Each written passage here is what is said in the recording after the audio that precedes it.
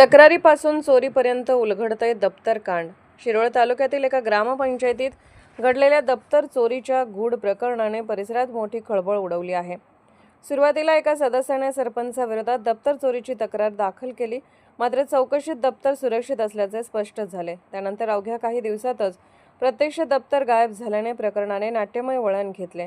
ऑडिटच्या तोंडावर दप्तर हरवल्याने प्रशासनात तणाव निर्माण झाला। अखेर एका गुप्त भेटीत दप्तर परत करण्यात आल्याची माहिती समोर येत असून या संपूर्ण प्रकरणामागे नियोजित कट असल्याची चर्चा रंगू लागली आहे। या प्रकरणाची सुरुवात एका तक्रारीपासून झाली। ग्रामपंचायतीच्या दप्तर चोरीचा आरोप करत एका सदस्याने थेट गटविकास अधिकाऱ्यांकडे तक्रार दाखल केली। प्रशासनाने तात्काळ चौकशी सुरू केली असता संबंधित अधिकाऱ्यांनी लेखी खुलासा करत दप्तर आपल्या ताब्यात असल्याचे स्पष्ट केले। त्यामुळे तक्रारी मागील हेतूवर प्रश्न उपस्थित झाले। मात्र काही दिवसातच परिस्थिती पूर्णपणे बदलली। एवढी खरोखरच दप्तर गायब झाले आणि सगळ्यांनाच धक्का बसला। ऑडिट जवळ आले असल्याने अधिकारी चिंतेत पडले। शोध मोहीम सुरू झाली, पण दप्तराचा काहीच मार्ग लागला नाही। या संपूर्ण घटनाक्रमामुळे गावात रंगाबिल्लाची जोडी अशी चर्चा रंगली आहे।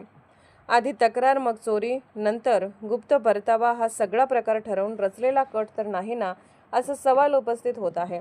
सध्या या प्रकरणाचा तपास सुरू असून सत्य समोर येण्याची उत्सुकता सर्वांना लागली आहे।